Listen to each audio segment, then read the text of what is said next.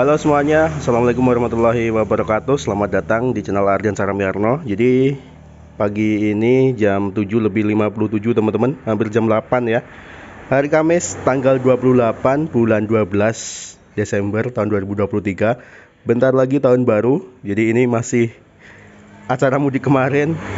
Setelah sampai di sini kurang lebih berapa hari ya? 6 hari kalau tidak salah, 6 sampai 5 hari. Ini mobil nggak berubah dari posisinya dan belum saya nyalakan sama sekali. Kali ini saya mau ajak mobil ini untuk jalan teman-teman. Tapi kita panasi dulu ya. Kita panasi dulu, ini nggak saya kunci. Nggak saya kunci. Kita cek dulu beberapa komponen seperti biasanya. Mulai dari radiator. Saya ngeceknya dari reservoir aja ya. Oke, walaupun agak samar-samar, jadi kelihatan ya batas atas batas bawahnya. Radiator masih oke, reservoirnya teman-teman. Jadi yang dicek ini batas atas full sama batas bawahnya ini. Yang penting nggak lebih dari batas atas dan nggak kurang dari batas bawah.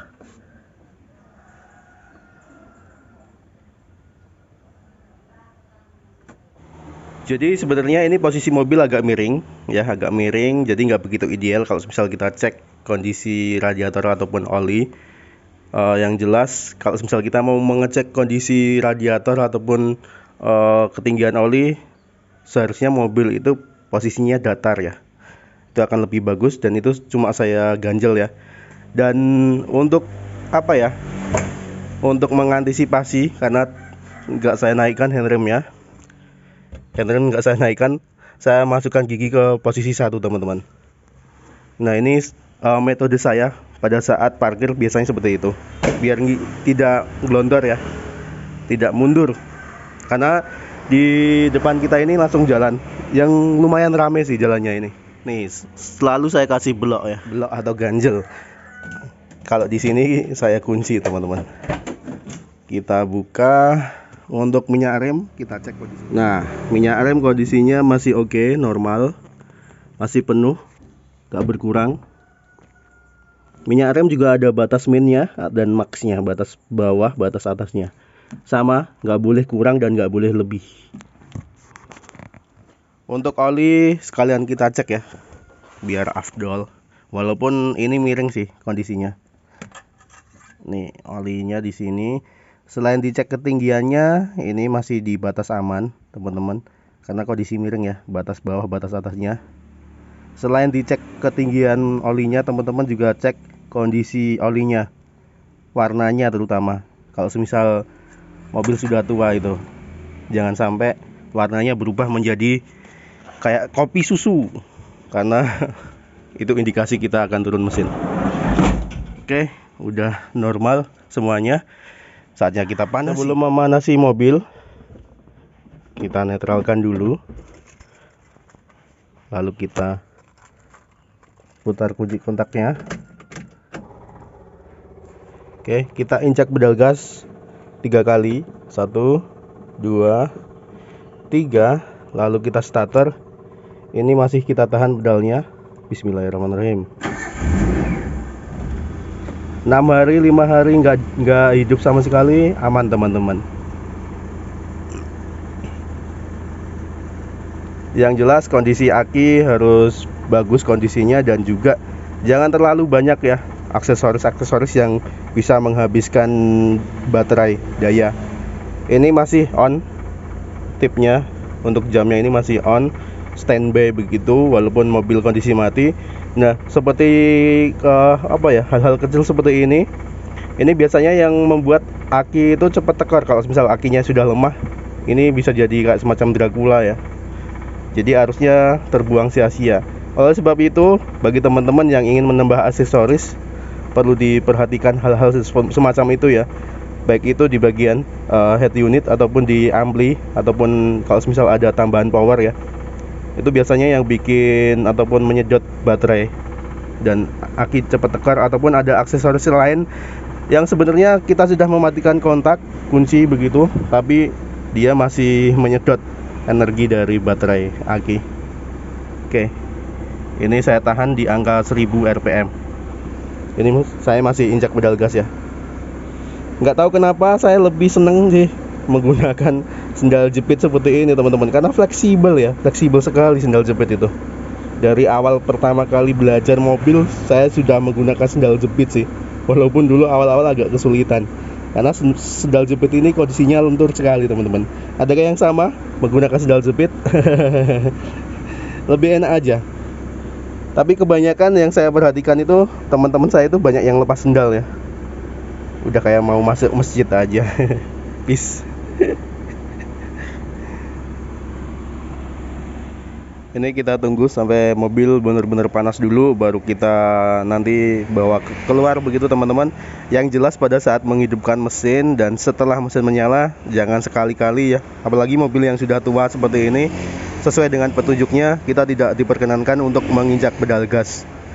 Takutnya oli belum naik, belum benar-benar naik ke ruang mesin begitu, blok mesin belum melumasi secara sempurna, lalu kita gas-gas gitu. Nah, efeknya juga akan parah ya ke bagian mesin. Itu sih saran saya. Kalau teman-teman memiliki saran yang lain, bisa tulis juga di kolom komentar. Ini jam 8:07.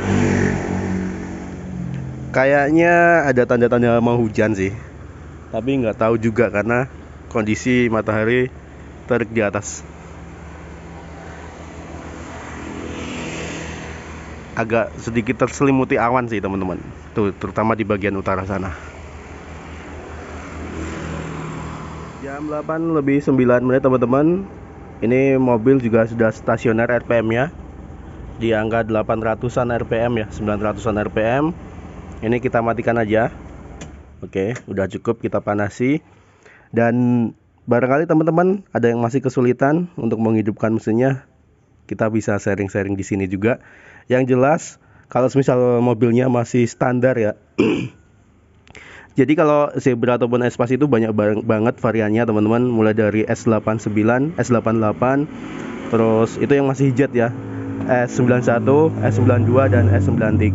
Untuk S92 itu yang super van 1600 cc, S91 itu yang 1300 cc seperti punya saya ini, dan 1300 cc itu pun banyak juga variannya.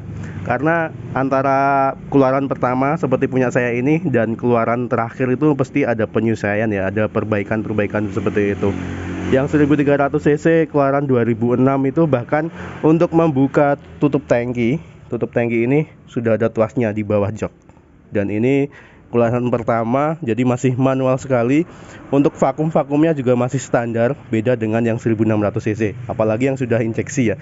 Kalau untuk mobil yang sudah injeksi juga beda tentunya perlakuannya dengan mobil 1300 cc ini. Nah, bagi Anda yang kesulitan, coba cek setelan pengapian mulai dari delco, busi, kabel businya. Terus kalau misal masih platina, coba cek kondisi platinanya teman-teman, kerenggangannya ada apa ya, bisulan begitu enggak. Jadi ada, kalau misal platina sudah tidak layak pakai itu kan kayak semacam ada jendolan begitu, itu sebaiknya diganti aja sih. Untuk harga platina barangkali 60 ribuan. Nah, untuk bagusnya sih memang CDI teman-teman. Jadi menggunakan pengapian yang sudah CDI, itu pun juga yang ori ya, yang bagus ya kalau misal mau beli. Ini saya masih menggunakan platina, jadi masih saya setel sendiri. Karena kenapa kalau menggunakan CDI belum ada uangnya. Dan juga untuk platina itu masih gampang kita oprek sendiri. Semisal terjadi trouble di jalan, kita bisa atasi sendiri ya. Berbeda dengan CDI, kalau misal sudah mati CDI-nya ya sudah, kita harus ganti CDI kit lagi. Tapi jarang banget sih memang untuk CDI kasusnya mati itu. Oke teman-teman, jadi caranya bagi yang masih standar, ini ada tuas jok ya di bagian bawah setir. Nah, ini bagi yang masih bertanya-tanya, yang baru menggunakan mobil, ini sebenarnya konten yang sangat berulang-ulang sih. Mobil jarang dipakai, pasti ya gini, seringnya cuma dipanasi aja. Nah, ini yang ada N-nya ini adalah tuas untuk tuas jok ya. Tuas jok ini membantu kita menghidupkan mesin pada kondisi mesin masih dingin. Nah, masih dingin belum dipanasi itu kita bisa menggunakan tuas jok ini. Tapi untuk kondisi pada saat mesin panas, kita tidak diperbolehkan menggunakan tuas jok ini. Jadi tuas jok ini membantu menyalurkan BBM ya ke apa karburator ataupun ke pembakaran begitu. Karena pada saat kondisi mesin dingin itu biasanya berembun dan BBM itu nggak tembus teman-teman, nggak tembus ke ruang pembakaran. Itu yang menyebabkan mobil agak susah di starter.